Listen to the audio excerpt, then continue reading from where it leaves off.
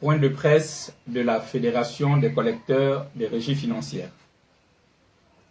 Mesdames et messieurs, il y a aujourd'hui 1 mois et 11 jours que la Fédération des collecteurs des régies financières est entrée en grève générale illimitée dans les administrations des douanes, des impôts, des hydrocarbures et du Trésor sur toute l'étendue du territoire national. Plus d'1 mois après, le constat est là et il est accablant. Le gouvernement de la République, par le biais des ministères de l'économie et de la relance, du budget et des comptes publics, ainsi que celui du pétrole, du gaz et des mines, n'a accordé aucune importance aux revendications légitimes des agents publics regroupés au sein de la Fédération des collecteurs des régies financières.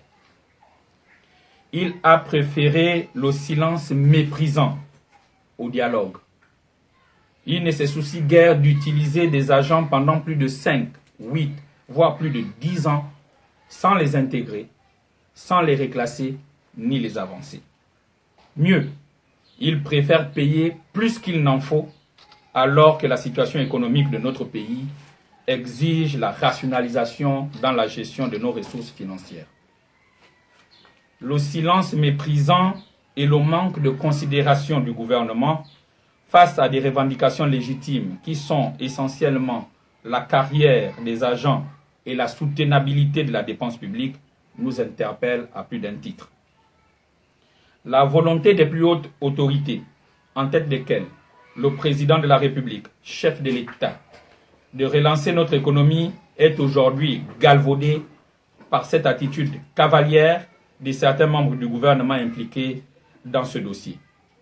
Car rien ne peut expliquer que malgré les pertes sèches et abyssales des recettes fiscalo-douanières imputables à la grève générale illimitée en cours, les ministères impliqués, en tête desquels le ministère de l'économie et de la relance, n'a daigné prendre langue avec des partenaires sociaux. Aujourd'hui, plus que jamais, notre pays fait activement recours à tous les mécanismes d'emprunt de manière intempestive pour financer les besoins les plus élémentaires, alors qu'il aura fallu simplement commanditer un audit organisationnel des administrations collectrices, de les motiver et de les remobiliser pour relever le défi de l'optimisation des recettes. Mais comme vous pouvez le constater, cela ne constitue pas leur priorité. Les audits des effectifs et des primes effectués en 2018 ont révélé clairement que les effectifs payés ne correspondaient pas aux effectifs réels trouvés dans nos différents services à travers le territoire national et donc que l'État paye plus qu'il n'en faut. Leur incapacité à publier ces résultats cache mal les manœuvres dilatoires effectuées pour vouloir justifier des effectifs fictifs par des recrutements à tout va de l'heure, et ce, malgré la décision du gouvernement de geler les recrutements sur une période de 3 ans d'une part, et de la recommandation du comité technique d'arrêter les effectifs au mois de mai 2018 d'autre part. Mesdames et messieurs, très chers collègues, le gouvernement, en particulier le ministère de l'économie et de la relance, démontre qu'il n'a rien à faire des préoccupations qui sont les nôtres. La considération, la dignité que revêt la qualité d'agent public et le respect de notre force de travail ne valent pas grand-chose à leurs yeux, raison pour laquelle il ne nous répond que par ce silence assourdissant et lourd de mépris. Nous ne pouvons plus admettre, au nom de l'intérêt supérieur de la nation, que la caisse de l'État puisse autant souffrir des dépenses toxiques au profit d'individus au dessein inavoué. La FECOREFI demande, depuis le 13 juillet 2020, à qui profite le crime? À qui profite la non-publication des résultats des audits, des effectifs et des primes? À qui profite le surplus sorti des caisses du Trésor public?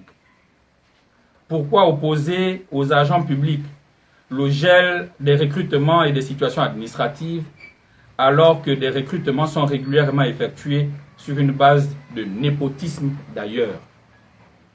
Pourquoi s'investit-on autant pour empêcher les assises tripartites présidence de la République, gouvernement, partenaires sociaux, en allant y expliquer autre chose que la réalité, si tant est que la situation est sous contrôle? Mesdames et messieurs, à la lecture de ce qui précède, a-t-on encore besoin de s'interroger sur la volonté et la capacité réelle du gouvernement en général et celle du ministère de l'économie et de la relance en particulier à dénouer le nœud gordien que constitue actuellement la situation dans les régies financières? La situation qui prévoit actuellement et qui pénalise sérieusement nos finances publiques ne peut laisser personne insensible, sauf à s'y méprendre. Face au constat de l'incapacité du gouvernement et de son ministre de l'économie et de la relance à engager un dialogue constructif et franc avec les partenaires sociaux, la Fédération des collecteurs des régies financières déclare ce jour: 1.